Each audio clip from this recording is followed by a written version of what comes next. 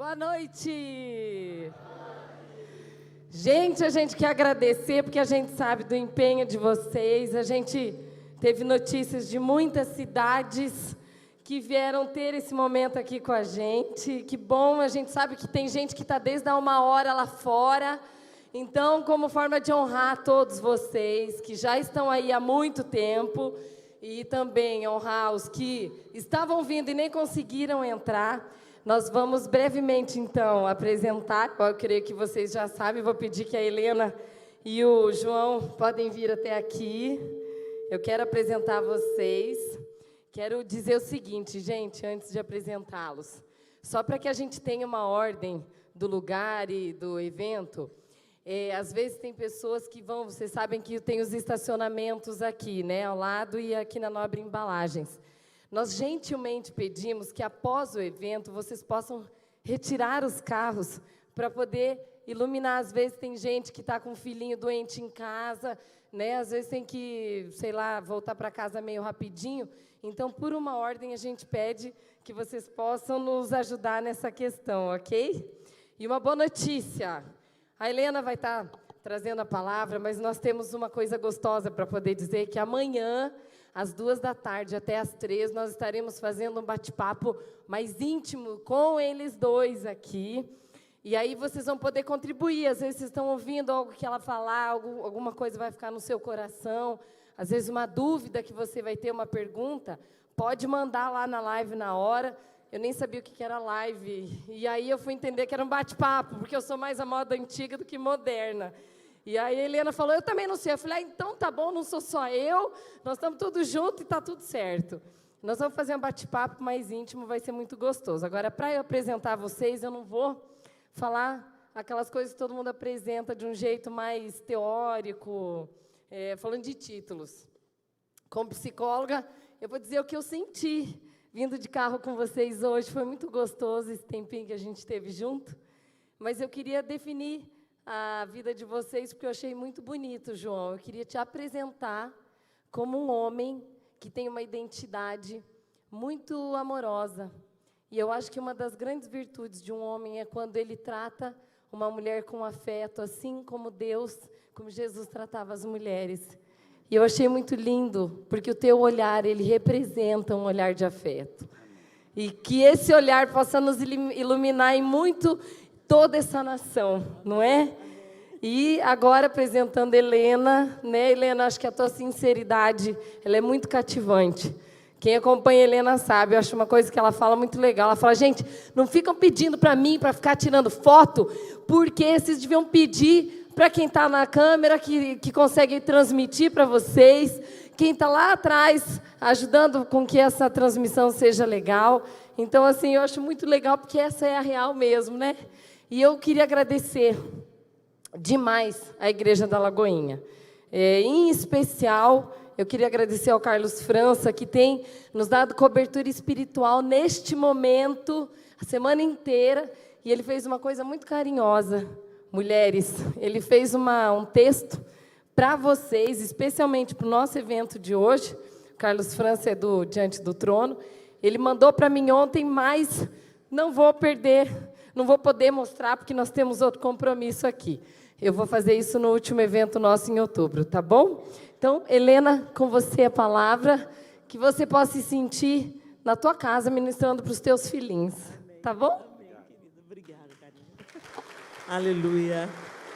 Glória a Deus. Tudo bem, mulheres queridas? E eu sei que temos alguns homens. Muito obrigado, meninos. Que coisa boa ter você entre nós. Meninos, não. Homens. Chega de meninos. Tem muito menino por aí com 45 anos. Bem-vindos, homens. Deus abençoe vocês. Muito bem, pessoal. Estou muito feliz de estar aqui. E como nós vamos ter 2 turnos, então, vamos direto ao foco. Vocês gostaram desse título, Mulheres Modernas à Moda Antiga? Vocês gostaram desse nome que define esse ministério com mulheres? Mulheres Modernas à Moda Antiga. Coisa linda, né? Eu queria lembrar com vocês algumas coisas. Uma geração dura 75 anos. 75 anos é a duração de uma geração. Em 1945, no término da Segunda Guerra, as mulheres foram convocadas para o mercado de trabalho. Então, as mulheres que até ali se restringiam às funções do lar, da educação de filhos, e sonhavam em ser mães e esposas, elas saíram para trabalhar, por causa da necessidade no mercado, pela ausência de homens que estavam na guerra. E as mulheres tiveram uma experiência muito positiva com o mercado de trabalho.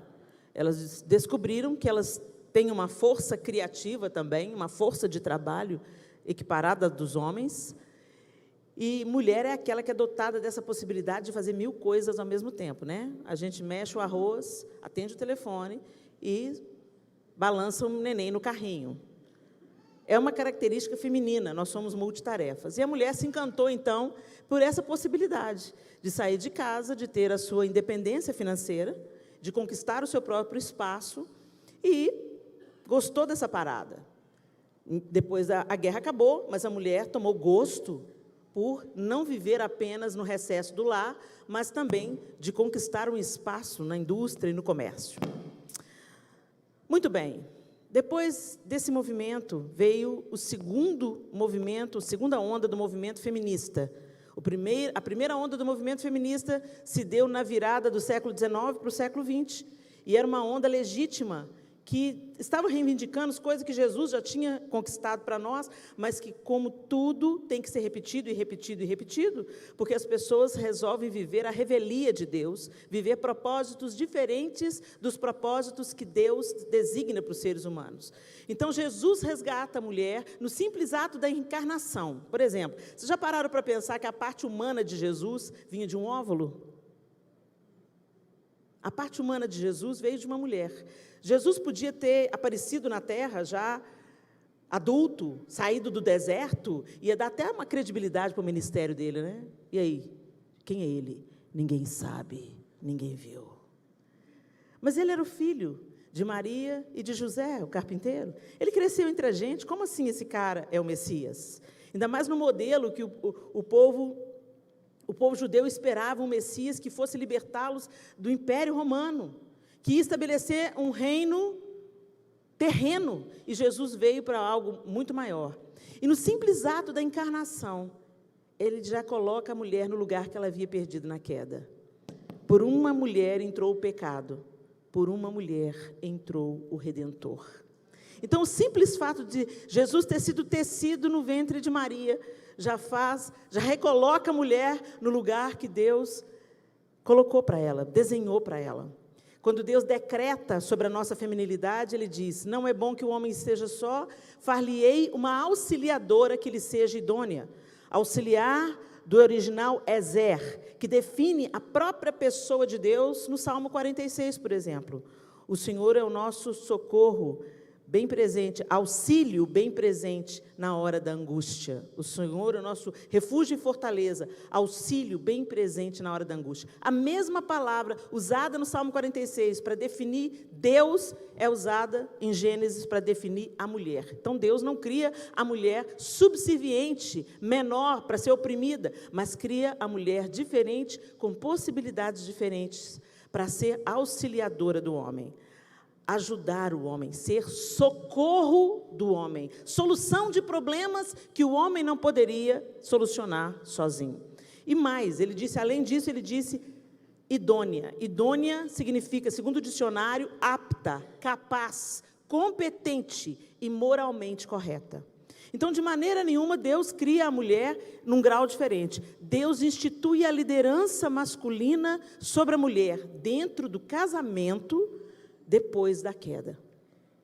No entanto, o plano de Deus foi que a mulher e o homem funcionassem numa sinergia perfeita e completa, como é na própria Trindade, Deus Pai, Filho e Espírito Santo. Não há briga de poder entre Deus Pai, Filho e Espírito Santo. Não há competição. Um revela o outro, um promove o outro. Não tem um maior do que o outro, um mais importante do que o outro. Pai, Filho e Espírito Santo trabalham numa junção misteriosa que a nossa mente humana nem sempre consegue alcançar.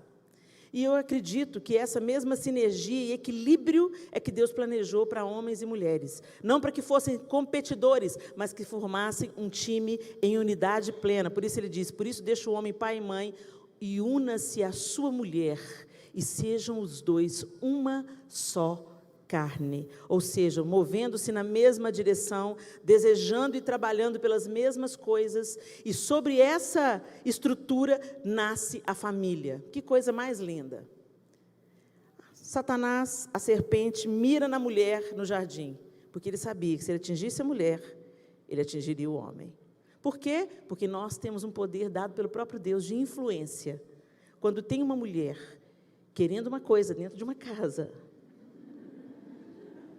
ela conseguirá. Não é assim, gente? Ela convence, né? Nós temos um poder de influência muito grande. Quando tem uma mulher mal-humorada dentro de casa, todo mundo dentro de casa saberá disso. E quando tem uma mulher reconciliadora, uma mulher sábia, por isso que Provérbios diz que a mulher sábia edifica e a tola destrói, porque é a mulher que tem esse poder. Isso não nos torna melhores, só nos torna habilitadas de uma maneira diferente pela mão de Deus. Ok? Muito bem. Satanás engana a mulher no jardim, desloca o homem da sua posição.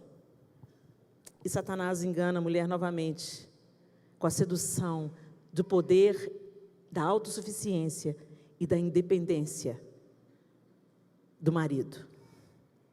Na segunda onda do feminismo, que veio, a primeira onda do feminismo, que aconteceu na virada do 19 para o 20, veio conquistando para a mulher direito ao voto, direito ao estudo, se formar, pensar, se expressar filosoficamente.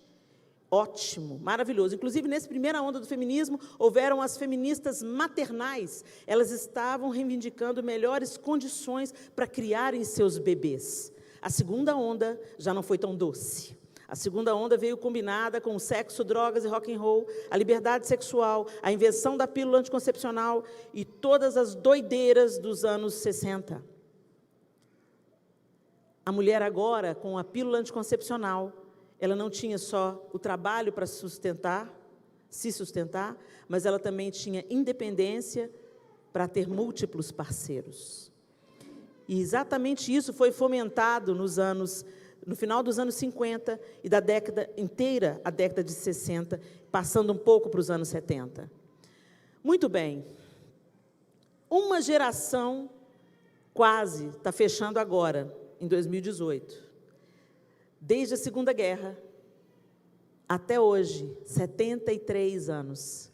73 anos. Uma geração que a mulher foi movida do seu lugar principal. Porque na segunda onda do feminismo, as mulheres não se sujeitavam mais a ficar em casa. Eu não quero ficar em casa. Eu quero trabalhar. Eu quero ter meu dinheiro. Eu não quero depender de homem nenhum. E empoderaram as meninas. As meninas cresceram ouvindo: filha minha não vai esquentar um umbigo no fogão e esfriar no tanque. Por quê? Foi porque uma mulher esquentou o umbigo no fogão e esfriou no tanque que você deu essa mulher bonita que você é aí, ó. Porque nossas avós não abriram mão de terem influência na nossa vida, nossas bisavós, porque elas seguraram um casamento às vezes difícil e reinventaram esse casamento. É que nós chegamos até aqui, maduras, felizes e buscando coisas boas para nós. Mas será que essa geração que está aí está querendo a mesma coisa? Está buscando as mesmas coisas? Ou está se encontrando saudável? Uma geração depois, nós estamos tão deformados enquanto sociedade. E por quê? Porque as mulheres desistiram de seus lares. Eu não tenho nada contra a carreira. Volto a dizer, nós somos multitarefas. O problema nunca é a carreira. O problema nunca é trabalhar fora. O problema é que a gente guarda a nossa melhor versão para os de fora. E o nosso resto fica para a nossa família. E é na família que o cidadão é tecido. É na família que valores são transmitidos de pais para filhos. É na família que o respeito, a solidariedade, a compaixão, o respeito à individualidade e às diferenças. É na família que isso é nutrido, que isso é ensinado. Não é a escola que ensina isso, não é a igreja que ensina isso. A igreja e as escolas são parceiras, mas o processo educacional de uma criança depende do pai e da mãe, da figura presente e bem definida desses dois, pais sendo pai, mãe sendo mãe. Mas essa autossuficiência tirou a tolerância da mulher, que era aquela que segurava as cordas no casamento. Se o casamento estava ruim, essa mulher ia fazer de tudo para esse casamento dar certo e ir até o fim. Mas hoje a gente quer ser feliz. Vamos ser felizes, o casamento está ruim, a fila anda, querida. Vamos beijar na boca, vamos para balada. Aí você vê mulheres da minha idade com as filhas de 20 anos indo para balada, com a saia mais curta do que a da filha e pegando mais homem do que a filha pega. E aí a gente quer que essa garotada tenha uma cabeça boa. A gente quer que esses meninos tenham senso de identidade formado. Não tem, não dá para ter. Em casa não sabe quem manda mais, se é a mamãe superpoderosa ou o papai banana. Porque, gente, quando a mulher é deslocada, o homem é automaticamente. E nesse mesmo período da história, onde as meninas foram, filha minha não vai depender de homem, filha minha vai estudar, filha minha vai ser isso, filha minha vai ser aquilo, os homens foram deixados à margem. E aí hoje você chega para uma menina de 17 anos e fala assim, e aí minha linda, como é que tá? E aí tia, entrei na universidade, estou estudando para tirar carteira, fiz 18, vou tirar minha carteira. A menina já tem sonhos da pós-graduação. Você chega para um menino da mesma idade, e aí tia, passei de fase no Candy Crush. Porque mamãe culpada, porque está trabalhando fora e dando mais importância para o patrão, quer compensar o filhote. Então está aquele galalau de 18 anos que não pode sair sozinho. O galalau de 18 anos que não pode trabalhar. Tem que fazer universidade, não precisa trabalhar. Está aquele meninão dentro de casa e a mamãe faz um pratinho de comida e leva lá para ele. Por isso que os homens, uma pesquisa recente revelou, os homens estão amadurecendo aos 45 anos. E a culpa é de quem? É nossa, mulheres. Você fala muito de empoderamento feminino. Você quer mais empoderamento feminino do que criar a próxima geração de homens? Se as mulheres não tivessem saído fora das suas posições, a mulher não estava sofrendo tanta violência que está sofrendo aí, ó. Porque é a mãe que ensina para o filho. Desculpem as feministas, mas eu estou falando a verdade. É a mãe que ensina para a criança, para o filho, menino ou menina, as questões da solidariedade, do respeito, da sensibilidade. É a mãe que fala assim, não bate na sua irmã não, deixa de ser covarde. Homem não bate mulher, filho. Era minha mãe que ensinou para os meus irmãos. Entrou uma grávida no ônibus, dá lugar. Dá lugar. É mãe que ensina isso. E não pense você que a babá vai fazer a mesma coisa, que a creche vai fazer a mesma coisa, que a igreja vai fazer a mesma coisa, que a escola vai fazer alguma coisa. Quem ensina isso para a próxima geração, de homens ou de mulheres, é a mãe. Mas nós abrimos mão até da maternidade. Nós queremos ter filhos, mas não queremos ser mães. Porque ser mãe dá trabalho. Ser mãe tem que levantar de noite, ser mãe tem que acordar cedo, ser mãe tem que dar atenção para o menino, ser mãe tem que repetir uma coisa 700 vezes. Já escovou o dente? Já lavou a mão? Vai trocar essa cueca? Vai pôr um pó nesse pé que está puro chulé? Você não vai de chinelo atrás de mim, vai pôr um tênis. É mãe. Agora a mãe não está nem aí. Todo mundo, oh, Deus dará.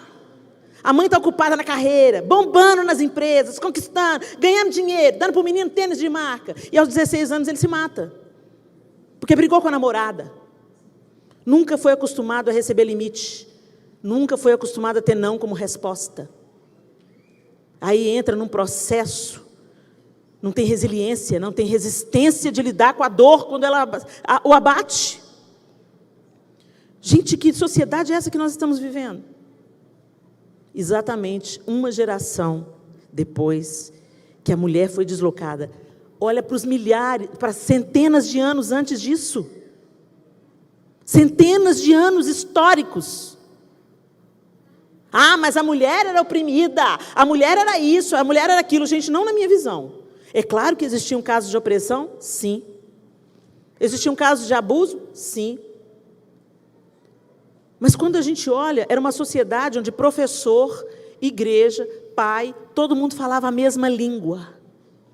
Todo mundo afirmava a autoridade uns dos outros. A criança tinha uma linha de coerência.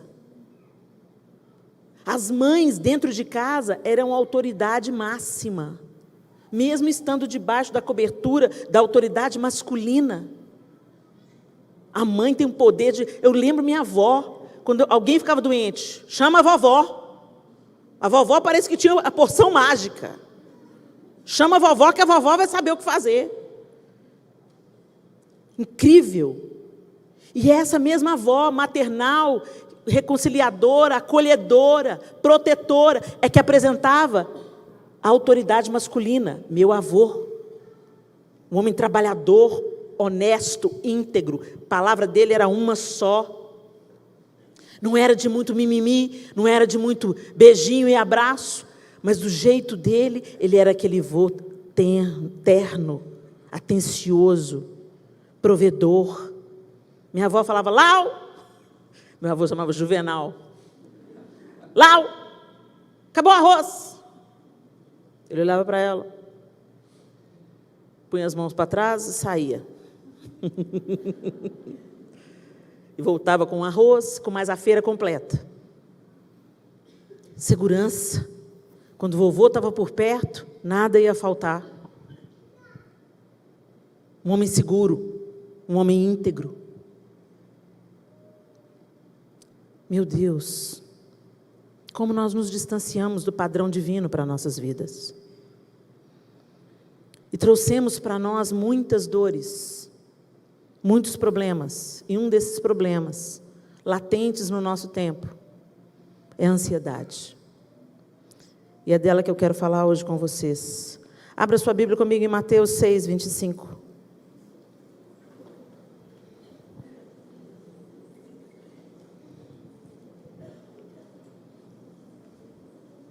Voltemos ao Senhor, voltemos à sua palavra. Mateus capítulo 6, a partir do verso 25, o texto bíblico diz assim: portanto eu digo, é o próprio Jesus dizendo, não se preocupem com sua própria vida, quanto ao que comer ou beber, nem com o seu próprio corpo, quanto ao que vestir. Não é a vida mais importante que a comida e o corpo mais importante que a roupa? Observem as aves do céu, não semeiam, nem colhem, nem armazenam em celeiros, contudo o Pai Celestial as alimenta. Não têm vocês muito mais valor do que elas? Quem de vocês, por mais que se preocupe, pode acrescentar uma hora que seja a sua vida? Por que vocês se preocupam com roupas? Vejam como crescem os lírios do campo. Eles não trabalham, nem tecem. Contudo, eu digo que nem Salomão, em todo o seu esplendor, vestiu-se como um deles. Se Deus veste assim a erva do campo, que hoje existe e amanhã é lançada ao fogo, não vestirá muito mais a vocês, homens de pequena fé? Portanto, não se preocupem dizendo, o que vamos comer? Ou o que vamos beber? Ou o que vamos vestir? Pois os pagãos é que correm atrás dessas coisas. Mas o Pai Celestial sabe que vocês precisam delas. Busquem, pois, em primeiro lugar, o reino de Deus e a sua justiça, e todas essas coisas vos serão acrescentadas. Portanto, não se preocupem com o amanhã, pois o amanhã trará as suas próprias preocupações. Basta a cada dia o seu próprio mal. Ansiedade, segundo o dicionário, é opressão, angústia, desejo veemente, incerteza aflitiva, impaciência. Nós somos a era da ansiedade. E aí eu volto novamente para a perspectiva feminina. Desde lá da Segunda Guerra, conquistamos espaço, saímos para o mercado de trabalho, ocupamos posições jamais sonhadas antes para uma mulher. Crescemos no poder aquisitivo, crescemos na independência, temos voz, temos oportunidades. No nosso contexto ocidental, temos direito ao estudo E as mulheres se destacam nessa área mais do que os homens. Mulheres estudam mais, mulheres fazem mais pós-graduação, mestrado, doutorado. Está aí os números que deixam isso bem claro. Ok, estamos mais felizes? Estamos mais realizadas em nossos relacionamentos? Conseguimos desfrutar da maternidade? Temos um companheiro fiel, amigo, motivador do nosso lado, como marido? Nossa sociedade é mais segura? Mais honesta? Mais solidária?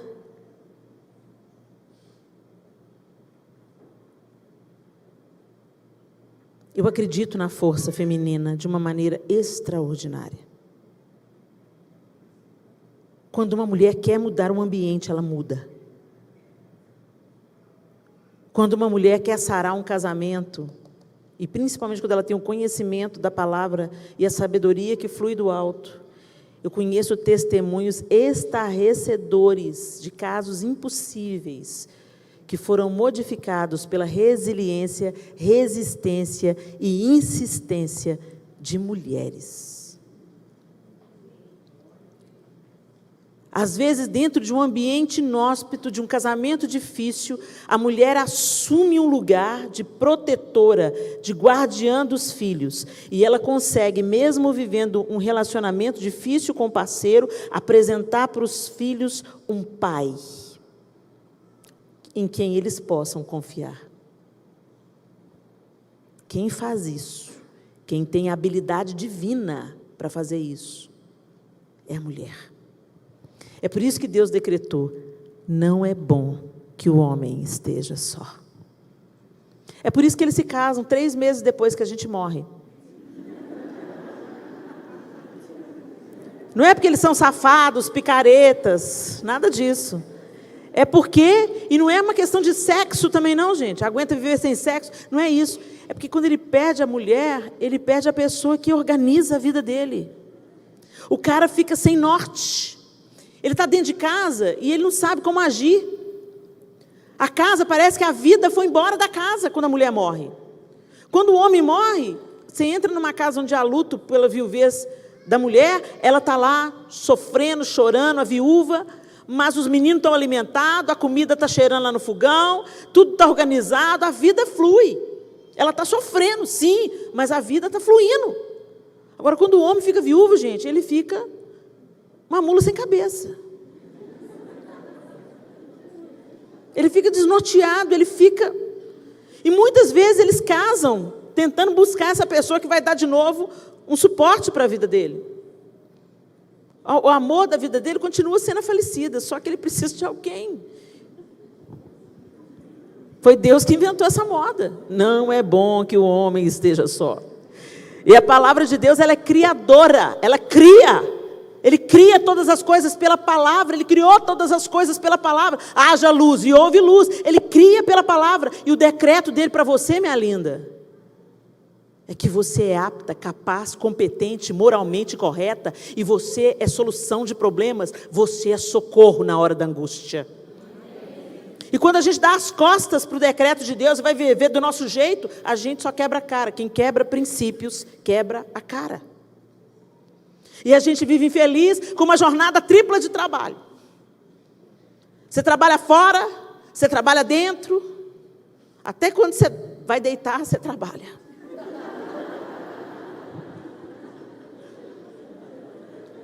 E a vida vai ficando bem pesada. E aí a gente começa a ficar amarga. E quando uma mulher está amarga, aí ela começa: eu não te aguento mais. Você não faz nada, você é um banana. E ela começa também a profetizar. Porque o poder da morte e da vida está na língua. E ela começa a profetizar para o casamento, profetizar para os filhos. Eu não te aguento, menino. Ô menino danado, ô menino condenado, ô menino isso, ô menino aquilo, ô menino encapetado. Gente, eu já vi mãe chamando o filho de encapetado. Quer dizer, encapetado na nossa língua, endemoniado, coisa triste, terrível. Mas tem mãe que na hora lá de cabeça quente. Quem nunca? Lembra da sua mãe? Quando você ou seus irmãos talhavam o sangue dela? Não era só chinelo que voava, não. Palavras também voam, né? E atingem a gente em cheio. E às vezes dores que a gente carrega na vida é por causa de uma mãe que disse uma palavra infeliz. Gente, que coisa, que poder que nós temos. É por isso que Deus, acho que Ele olhou para a gente depois da queda e falou, essa menina tem poder demais. Deixa eu colocar uma liderança nisso, porque senão fica igual um touro sem direção. Seu desejo será para o seu marido. Vamos ver se segura um pouco a onda aí. Mas Ele mandou os homens, ame a sua mulher como Cristo amou a igreja. É uma liderança gentil. Não é uma liderança abusiva, não é autoritarismo, é autoridade. Quem é autoridade não precisa de entrar falando, eu mando, você obedece. O cara que tem que falar isso já perdeu. Não é assim? E aí, por causa desses muitos males, dessas muitas funções que a gente for abraçando, a gente tem que ser ótima mãe, a gente tem que ser uma ótima funcionária, a gente tem que ter o MBA nisso, a pós-graduação naquilo, mestrado naquilo outro, você tem que ser magra, loura, alta. Aí é difícil, né? E aí, as doenças emocionais se instalam. E entre elas a ansiedade. Aí eu quero lembrar vocês de duas mulheres, Marta e Maria. Jesus foi comer na casa delas, chegou de surpresa. Imagina chegar 12 pessoas, no mínimo, na sua casa de surpresa. 13, né? Porque Jesus tinha 12 discípulos, mais ele. Imagina só no número baixo, 13 homens que caminhavam longas distâncias a pé, ou seja, muito apetite. Chega na sua casa, sem prévio aviso. 13 homens. Famintos, andando distâncias grandes, a pé, não tem geladeira, não tem delivery, não tem congelados, não tem pia dentro de casa, água encanada, lá em Betânia. E aí Marta quer fazer o quê? Agradar. Você também é assim? Você quer agradar? Agradar todo mundo. Super mulher, Mulher Maravilha. Aí você quer agradar. Você quer fazer o seu melhor. Você quer ter a casa limpa, os meninos felizes, as meninas de lacinho. O marido, sabe propaganda de margarina? Mentira, gente. Aquela família bonitinha é só na propaganda de margarina. Porque lá em casa a coisa, tem dia que não está nada bonito. Mas a família também, isso é parte da família. Os dias caóticos, criançada gritando, menino doente, aí passa a gripe para o outro, e por outro. Lá em casa tem 4. Quando adoecia os 4. Febre, noite sem dormir, descabelada, olheira. Duro, parte da vida. Essa é a vida real. Mas a gente fica ali, segurando a onda. Marta queria agradar. E Maria sentou para escutar. Eu fico imaginando que Marta deve ter mandado Maria fazer alguma coisa. E ela inventou passar pela sala. E Jesus estava lá, a fonte da água da vida estava derramando dentro da sala de Marta e Maria. Aí Maria vai.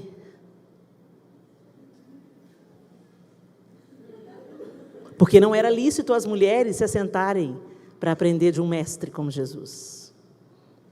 Ninguém está me olhando, os discípulos estão tudo olhando para ele, os homens, tá tudo, da vizinhança, está tudo olhando para ele, então, ficar aqui atrás, quietinha. E ela está lá, se deleitando em Jesus, quando entra a irmã.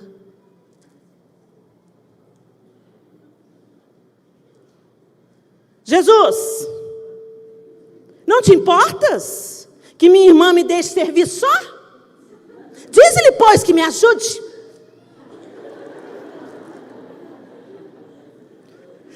Marta interrompe Jesus, delata a irmã e dá uma ordem para o Senhor. Nossa cara! Fala mal da Marta não, que essa somos nós. Senhor, cura meu filho. Senhor, manda. Você sugere para Deus? Você sugere? Eu sugiro. Senhor, manda um profeta lá na vida da fulana, Senhor. Senhor, manda alguém ligar para minha filha, Senhor. Né? A gente fica querendo. Senhor, aquele coleguinha que é crente, quem sabe vai ser o marido, Senhor. A gente é igualzinho Marta. E Marta tinha certeza que Jesus estava com ela. Diz-lhe, pois, que me ajude. E Jesus olha para ela, Marta, Marta. E o diagnóstico? Estás ansiosa e afadigada com muitas coisas. A Bíblia fala lá no texto, em Lucas, que ela estava distraída em muitos serviços. Somos nós. Nós estamos distraídas em muitos serviços. Nós nos preocupamos e nos ocupamos da nossa carreira. Nós nos preocupamos e nos ocupamos do Facebook. Nós nos preocupamos e nos ocupamos do Instagram, das redes sociais, da conversa com o chá de amigas. Mas será que a gente está parando para ouvir a boa parte? Será que a gente está parando para observar o que Deus mandou a gente fazer? Ele falou, o meu fardo é leve, mas o nosso está pesado. A gente anda curvada pelas tarefas, pela moda, pela ditadura da magreza. A gente anda escravizada pelos modelos pré-estabelecidos. E se você pensa diferente, não é aprovada. Ah, porque fulana escolheu ficar em casa cuidando de menino, mas é uma fracassada mesmo. Você acredita nessa mentira do diabo e você trabalha fora, não porque você tem uma vocação, mas porque você quer dar satisfação para as pessoas e parecer vitoriosa para os outros. Mas é um fracasso dentro de casa.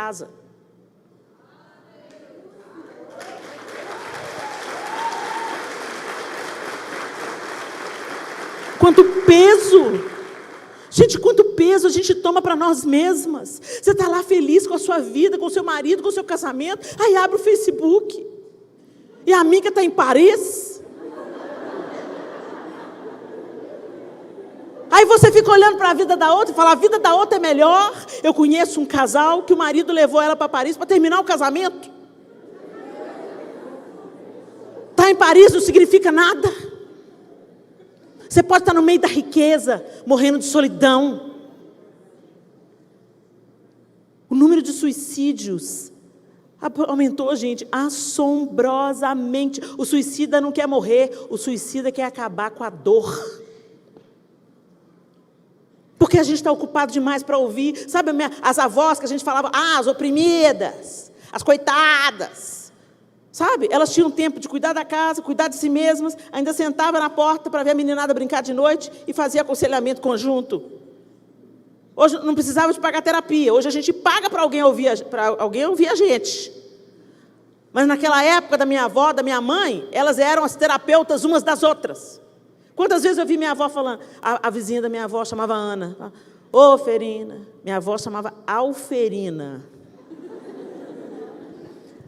Ô Ferina, fulano está me dando trabalho demais, e eles brincando lá na rua. Tá dando? Tá. Fulano também deu, você vai passar, essa fase passa. Você faz assim, assim, assado, e dava o conselho. Não bate não, põe de castigo, não bate não, senão fica revoltado. E aí a gente ficava vendo os conselhos, que coisa mais linda. Uma encorajando a outra, uma levantando a outra, uma ouvindo a outra, uma curando a outra.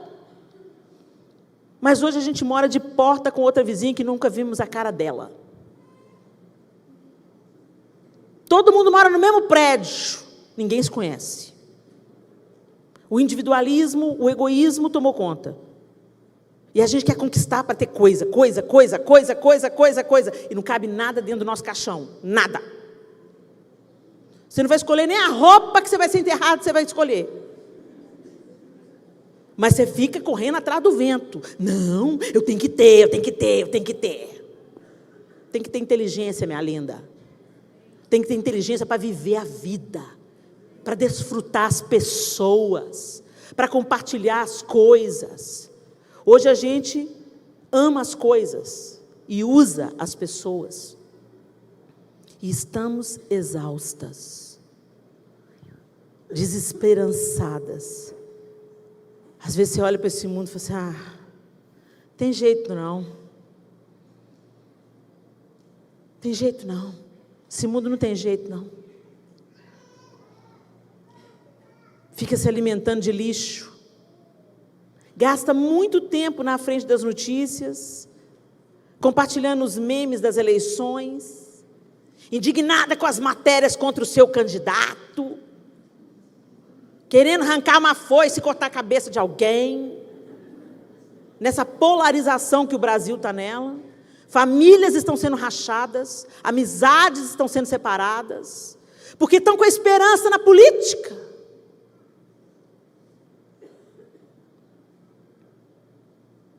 Se o meu povo, que se chama pelo meu nome, se humilhar e orar e me buscar e se converter dos seus maus caminhos, eu ouvirei dos céus, eu perdoarei os seus pecados e eu sararei a sua terra. Essa é a palavra do Senhor.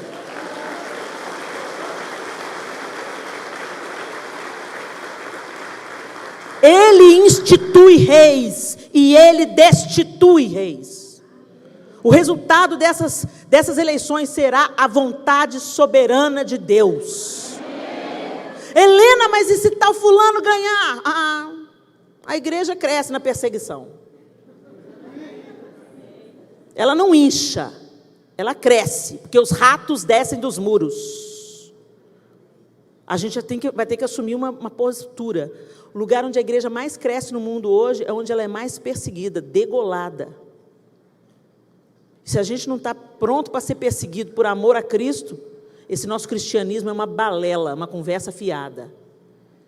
Entretanto, se outro candidato ganha, minha confiança também não está nele, a minha confiança está no Senhor.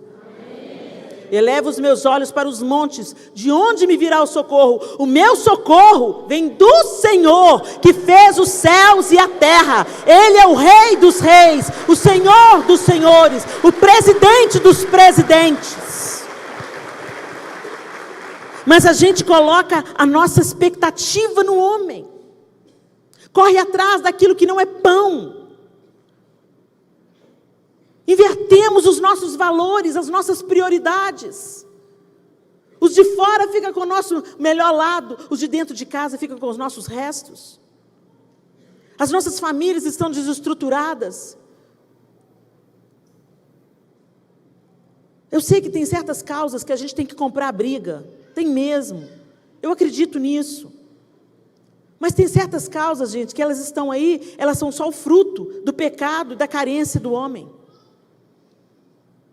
Se nós tivéssemos cumprido bem a nossa missão de fazer discípulos de todas as nações, não estava essa bagunça que está aí, na identidade das pessoas, na sexualidade das pessoas.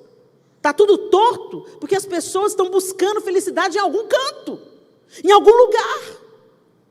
E cadê a igreja para apresentar a única fonte da vida, trancada dentro do abrigo nuclear? Vamos lá para a igreja, porque lá na igreja não tem isso, não tem aquilo. Jesus sentava com os pecadores, mas a gente não se senta na roda dos escarnecedores. Família, depois que você virou crente, virou uma chata de galocha, não vai mais na casa do seu parente? Católico, porque é católico? Sério? Gente, os católicos são cristãos. Eles creem na mesma cruz que nós cremos. Helena, mas tem a idolatria a Maria, né? Pelo menos eles adoram Maria. Se eles estiverem buscando a fonte da sabedoria, Deus irá revelar o caminho. Agora é a gente que adora o artista gospel. Bem menos santificado, né? A gente adora os pop gospel. Não, Helena, não é idolatria, não. É admiração. É amor, eu te amo, Helena. Ama nada. Se eu cair no pecado amanhã, num pecado bem escandaloso, as minhas fotos no seu Facebook serão apagadas. Isso não é amor. Por isso que eu não gosto de tirar foto. Não porque eu esteja pretendendo pecar. Deixar bem claro. Não que eu esteja pretendendo pecar, mas as pessoas elas precisam de um ícone. O ícone subiu na cruz, morreu e ressuscitou no terceiro dia. Ele é o alfa, Ele é o ômega. A Ele a glória, Ele é o caminho, a verdade e a vida. Nós adoramos coisas do dia a dia, nós adoramos posição, nós adoramos títulos, adoramos joias, adoramos carros.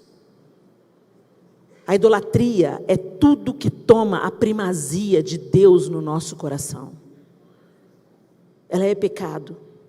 E o pecado tem que ser combatido primeiro em cada um de nós. Para de olhar para o pecado do outro e cuida da sua própria vida. Combata o seu próprio pecado. Estamos como Marta, ansiosas, pesadas. E quando a gente está ansioso, de acordo aqui com o dicionário, né, opressão e angústia. Gente, há 2 anos atrás eu tive uma crise de ansiedade. A crise de ansiedade, eu não sabia que era uma crise de ansiedade, que tinha esse nome. Determinada hora do dia, eu começava a ter uma taquicardia. Parecia que o coração ia sair pela boca. E uma sensação de morte. Parecia que eu estava infartando. E o coração... A respiração difícil, e eu pensando, estou indo. Eu pensei, chamo o João ou não chamo? Pensei, não vai dar tempo de eu chamar o João. Eu pensei que eu ia... Sudorese, todas as características de um infarto. E eu pensei, literalmente, que eu estava morrendo. Daí a pouco os efeitos começaram a passar. Eu fiquei assim num estado meio letárgico, quando você parece que ganha um grande susto. E você fica todo mole, esquisito. Passou. Eu pensei, deve ser o efeito colateral de um remédio, que eu estava tomando um analgésico muito forte. Eu pensei, deve ser o efeito colateral do remédio. No outro dia, na mesma hora, eu tive a mesma crise, poucos minutos depois do remédio. Aí eu falei, é o remédio. Parei de tomar o remédio. E a crise se seguiu por mais 3 dias sem remédio. Aí eu liguei para a médica. E ela falou assim, Helena, isso não é efeito colateral do remédio.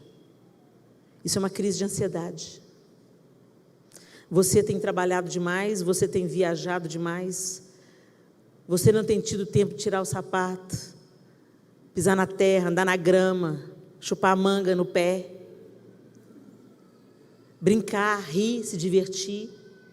Você está sempre envolvida com alguma coisa muito séria, ouvindo assuntos dramáticos, ouvindo histórias que você não pode mudar, mas que ao mesmo tempo te afetam.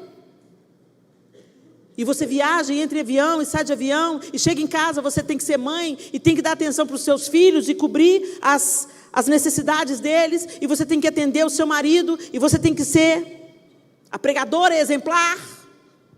E aí vão os haters no seu Instagram, você vai lá responder os haters. Desacelera. O que você está tendo é uma crise de ansiedade. Você não está dando conta, nem está dando tempo de você elaborar tanta coisa acontecendo ao mesmo tempo na sua vida. Puxa o freio de mão. Liguei para o meu irmão que mora nos Estados Unidos, ele é conselheiro, trabalha com aconselhamento.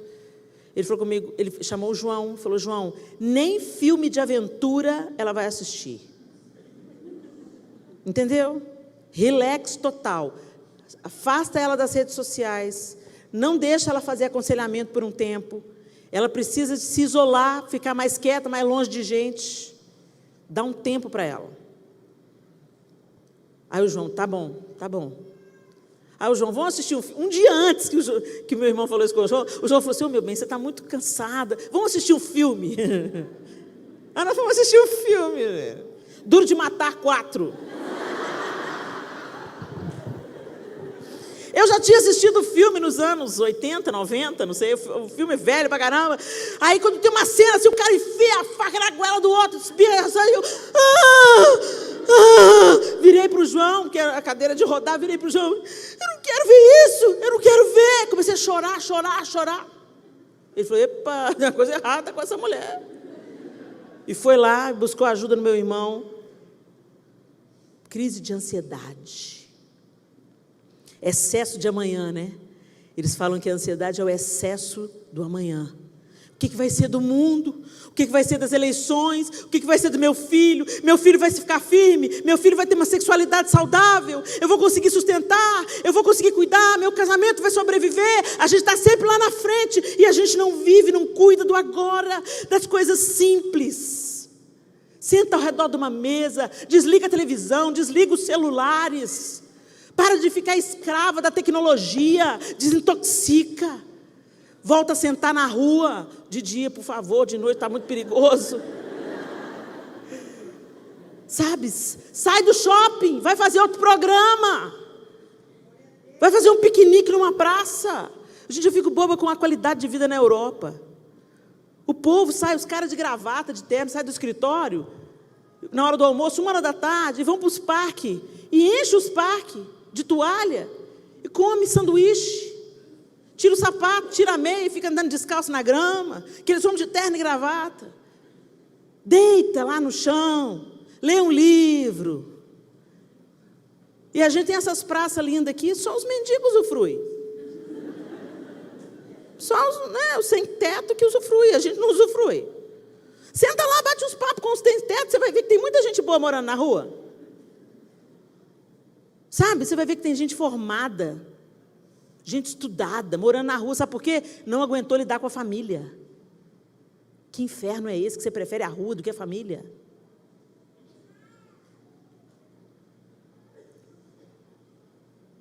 Jesus deu o diagnóstico para Marta. Você está ansiosa por muitas coisas. E uma só é necessária. Maria escolheu a melhor parte.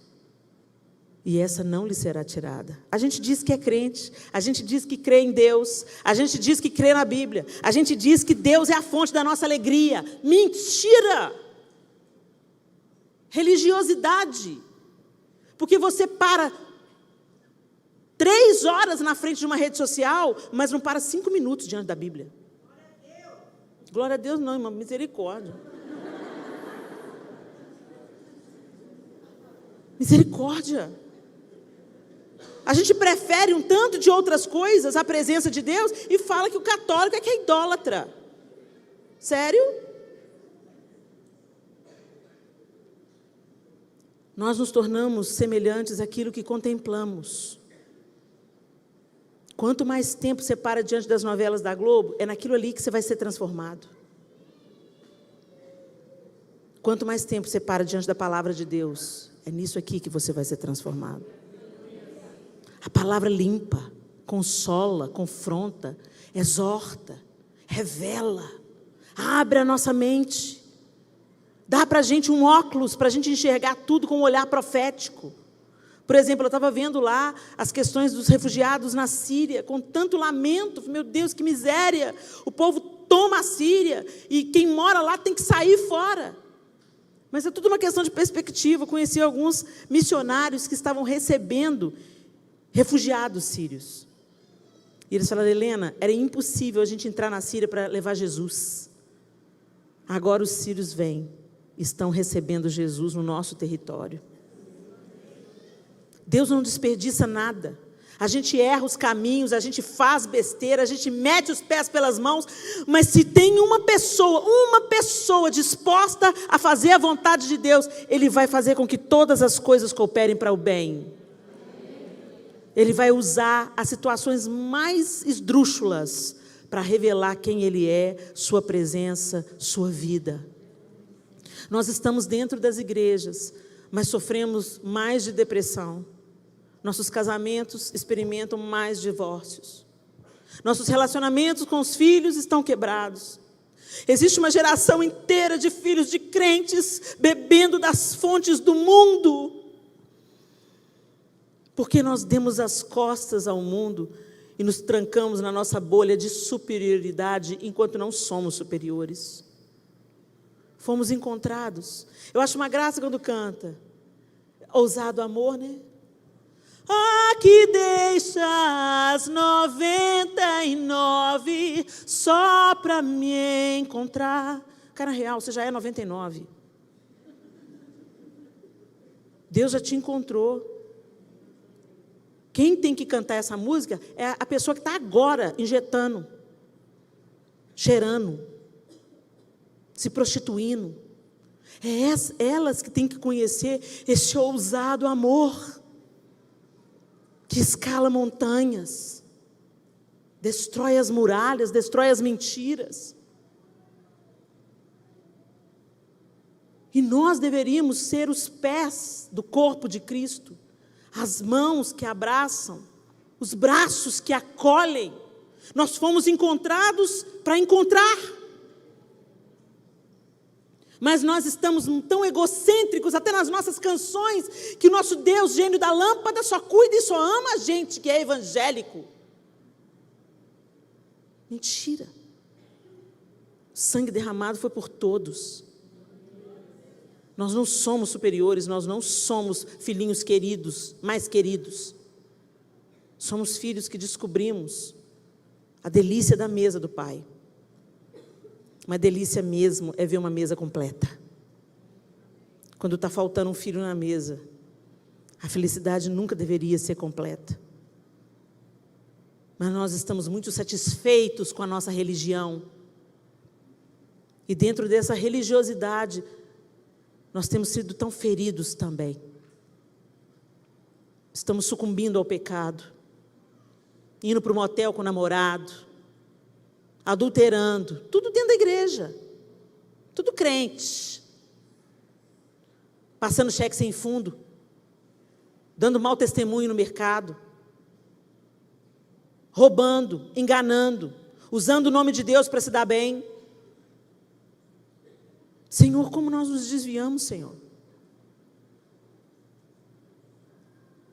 Estamos doentes, mas o Senhor continua sendo a cura. A palavra dele continua sendo o remédio. Eu não sei como é que está a sua vida. Não sei como é que está o seu casamento. Marta, ela tinha certeza que Jesus estava com ela, porque ela colocava o foco naquilo que ela fazia. Mas eu estou servindo a Jesus. Eu estou preparando alimento para o Senhor e para os seus discípulos. É claro que Ele me prefere. O mesmo sentimento do filho mais velho, do filho pródigo. Eu jamais te deixei, mas o Senhor nunca me deu um cabrito. E esse teu filho aí, ó, que desperdiçou os bens com as meretrizes, a mesma mentalidade religiosa. Você está dentro da casa de Deus, mas você não conhece Deus. Você conhece a religião, você é expert em religião. É tanto que você se sente o semideus, a quarta pessoa da Trindade. A ponto de falar, fulano vai para o inferno, hein? Idólatra. Fulano vai para o céu, olha que bênção. Vai sem purgatório. Mentira. Por isso que nós não somos constituídos juízes uns dos outros. Porque nós conseguimos ver só uma parte da história, só uma face da moeda. Deus que tudo vê, sonda os corações. Justo juiz. Ele vai estabelecer o seu governo. Nós que fomos encontrados, então que a gente viva como encontrados. Que a gente se deleite no pastor. Ô, gente, eu estive em Israel e estava cuidando do rebanho. Uma pastora mesmo de ovelhas, e ela disse que quando tem uma ovelha que vive se desviando, vive indo para os lugares perigosos, vive se apartando do rebanho, o pastor quebra a perna dela.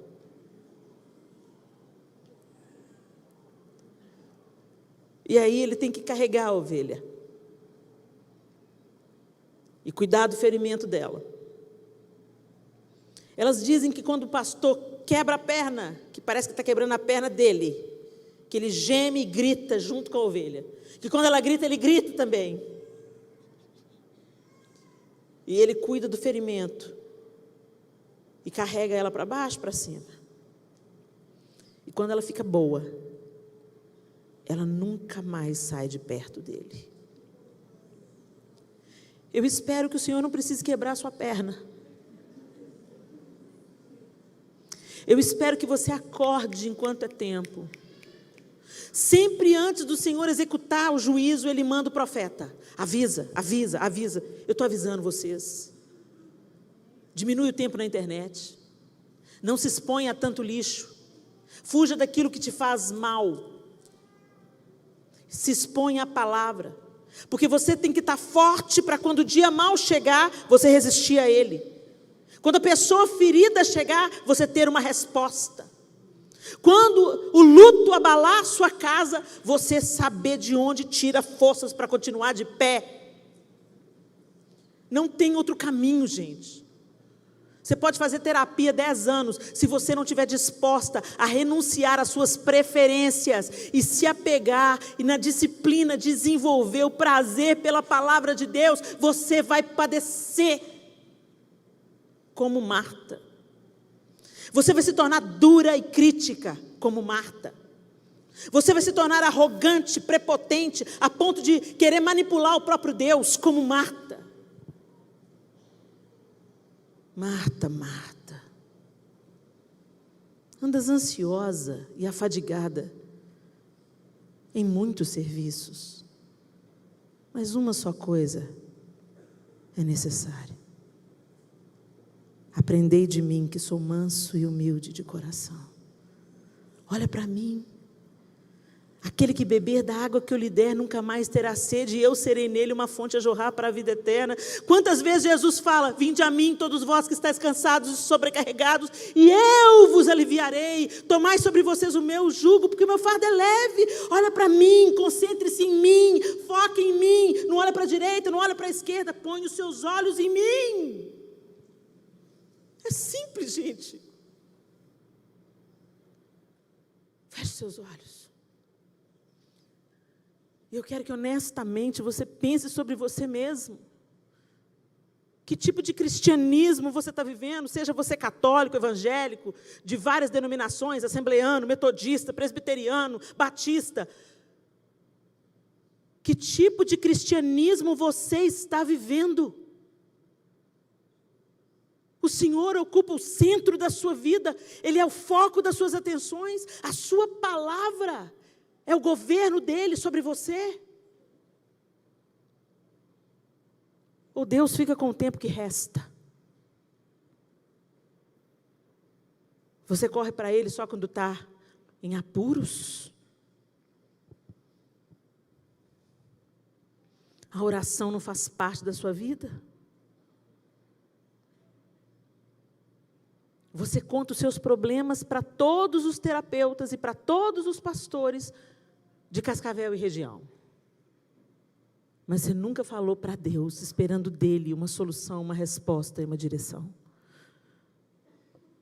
Você é crente há 20 anos, mas tem um relacionamento raso com Deus. É católico desde que cresceu, desde que nasceu, mas conhece o Deus dos seus pais, não o seu Deus.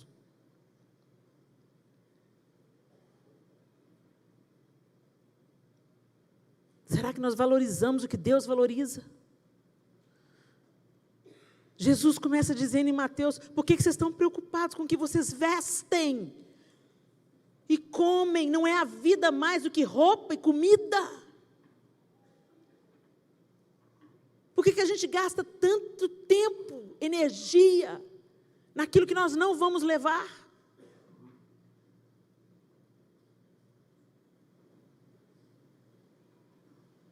Trabalhamos, trabalhamos, trabalhamos e nos tornamos escravos do nosso trabalho.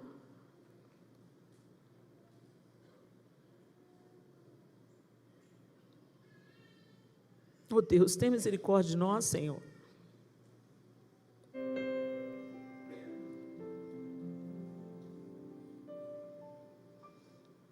Eu não quero estar aqui por obrigação, eu não quero estar aqui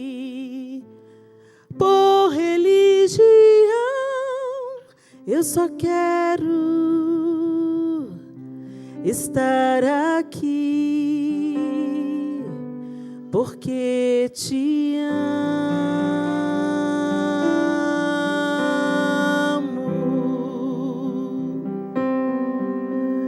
Eu não quero estar aqui para fazer uma canção.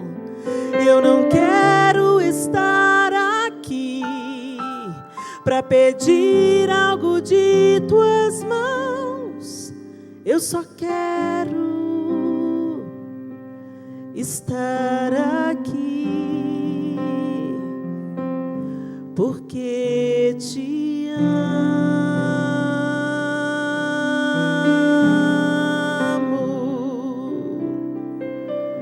porque te amo.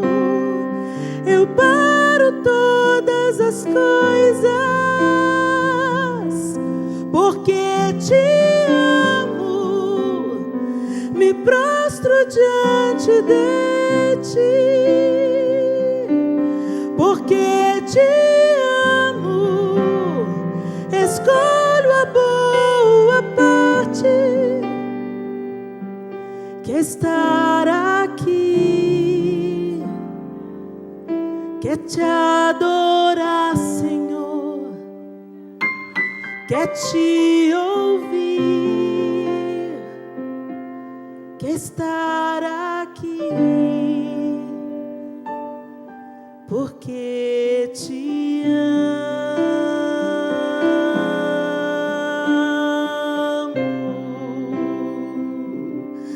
porque te amo. Eu paro todas as coisas porque te amo.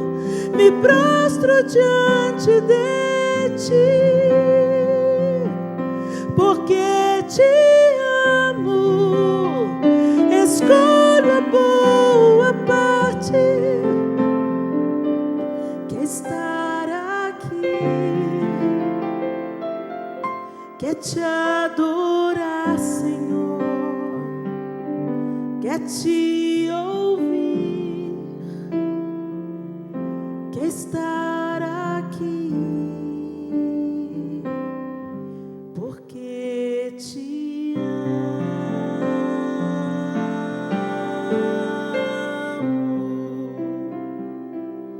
Senhor, nós te amamos com um amor imperfeito, um amor incompleto, um amor limitado, um amor humano. Mas nós te pedimos, Senhor, liberta-nos da mentalidade torta deste século que tem contaminado a gente. Nos ensina a enxergar o que é prioridade, o que é mais importante. Cura nossa ansiedade, Senhor. Estamos tantas vezes presos ao passado, aflitos pelo futuro, e nós não desfrutamos o hoje. Nos ensina a buscar em primeiro lugar o teu reino e a tua justiça. Nos ensina, Senhor, a empenhar o nosso tempo, nossos recursos, nossos dons, naquilo que traz alegria e gozo ao teu coração. Nos ensine a investir naquilo que é eterno. Senhor, em nome de Jesus, nos ajude a ver que os nossos filhos não precisam de mais um tênis de marca. Eles precisam de pai, de mãe, de amor, de limite, de correção, de oração, de discipulado. Nos ajude, Senhor, a entender o papel do nosso cônjuge, que nós mulheres aprendamos a honrar nossos maridos, confiando na autoridade que o Senhor delegou a eles. E que os maridos amem suas esposas como amam ao próprio corpo. Cuidem cuidem da esposa como Cristo cuida da igreja.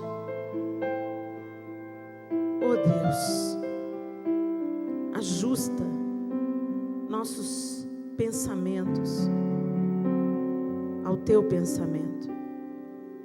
Molda o nosso coração e vontade ao teu coração e à tua vontade. E guia os nossos passos pelas veredas da vida, Senhor. Em nome de Jesus. Em nome de Jesus. Amém e amém. Eu não posso terminar essa reunião sem dar a você uma oportunidade de recomeço.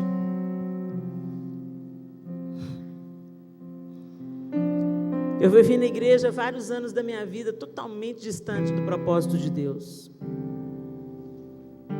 Eu era como o filho mais velho, trabalhava para Deus, ao invés de agir como filha de Deus. Eu achava que Deus me devia alguma coisa, porque afinal de contas eu era tão certinha, tão comportadinha, eu estava fazendo tudo tão bonitinho, confiada na minha justiça própria, na minha religiosidade, que não era suficiente para curar as minhas feridas. As feridas que eu carregava desde a infância, o abuso sexual que eu sofri desde a infância.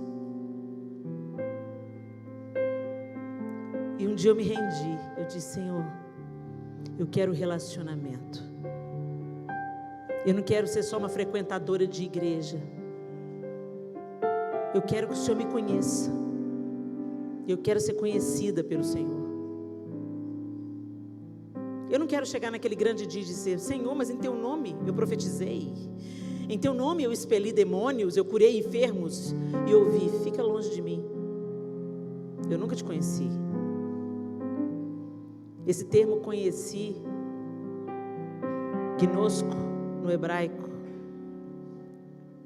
iada, gnosco no grego, iada no hebraico, um dos significados é ter intimidade. Quando Jesus fala não te conheci, não significa que Ele não sabe o seu nome, onde você mora, significa que Ele não tem intimidade com você. Só os íntimos herdarão, só os íntimos entrarão. Às vezes você tem confiado na religião como tantos anos eu confiei. E na religião, a religião não muda a gente. A gente faz uma reforma por fora, mas continuamos a mesma pessoa por dentro. Só Jesus muda a gente. Só a mão dele em nós arranca as ervas daninhas e vai plantando boas sementes, curando feridas do passado, tratando relacionamentos. Só Ele faz isso. Por isso que Ele diz: aquele que beber da água que eu lhe der. A religião também pode ser um poço, mas Ele é a fonte. Eu não sei que religião você professa, e eu não estou te convidando para uma religião, eu estou te convidando para um relacionamento. Você sabe quem é Deus. Você sabe que Ele deu o seu único filho para que você tivesse acesso a Ele novamente. Jesus veio fazer reconciliação entre Deus e o homem. Mas mais do que reconciliação, Ele veio apresentar para a gente a paternidade de Deus. Até Jesus, Deus não era chamado de Pai. Mas Ele ensinou: quando vocês orarem, vocês orarão assim: Pai nosso que estás nos céus, santificado seja o teu nome. Eu queria que você, que está aqui nessa noite, e já experimentou os fracassos da religião como eu já experimentei, você que quer mais,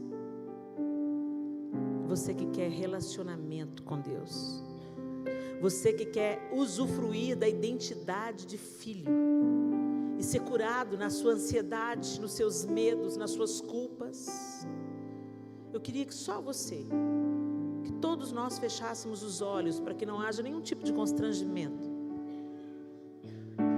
Mas eu gostaria que só você que quer fazer essa oração, dizendo: Senhor, eu quero o relacionamento além da religião.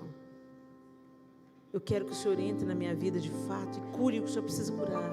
Mude o que precisa mudar. Nem sempre vai ser fácil, não vou te iludir, sabe? Às vezes, para Deus derrubar o que está estabelecido, dói. Mas vale a pena. Se você deseja fazer essa oração comigo, eu queria que só você ficasse de pé no seu lugar. E eu quero orar junto com vocês. Aleluia. Aleluia. Glória a Jesus. Esse é um momento muito sério. Você está decretando algo diante do trono de Deus.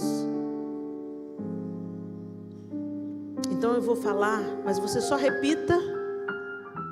Se você tiver convicção, não repita como um papagaio. Escute a frase e repita. Se você concorda com o que eu vou dizer. Senão você faça a sua própria oração. Senhor Deus, eu estou diante do teu trono, porque reconheço que o Senhor é o único Deus, verdadeiro, Criador dos céus e da terra. Eu acredito que Jesus Cristo é o teu Filho unigênito, que se tornou o primogênito de muitos irmãos. Eu aceito essa reconciliação, o sacrifício que foi feito para que eu tivesse livre acesso ao Senhor. Perdoa os meus pecados, perdoa confiar na minha própria justiça. Eu agora me dispo de qualquer religiosidade e de qualquer hipocrisia. Eu quero relacionamento entre um pai e um filho, entre o filho e o pai. Exatamente o que Jesus veio propor. Lava o meu coração. Perdoa todos os meus pecados. Eu escolho hoje contemplar o Senhor, a tua palavra. Ensina-me, Espírito Santo, pelo caminho onde eu devo andar. Me ajude a consertar o que precisa ser consertado. Perdoar quem eu preciso perdoar. Ajude-me a viver a plenitude da tua vontade. Eu lanço sobre o Senhor toda a minha ansiedade.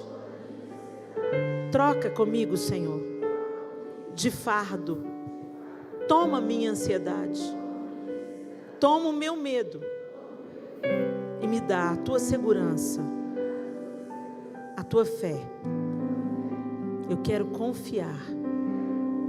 Ensina-me pelo poder do teu Espírito e em nome de Jesus.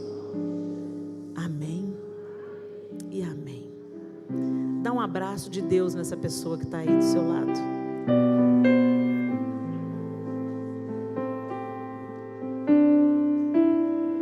Queridos irmãos e irmãs, amigos, eu tenho 2 pedidos para fazer. Peço a atenção sua, por favor, para 2 pedidos urgentes que eu preciso fazer aqui.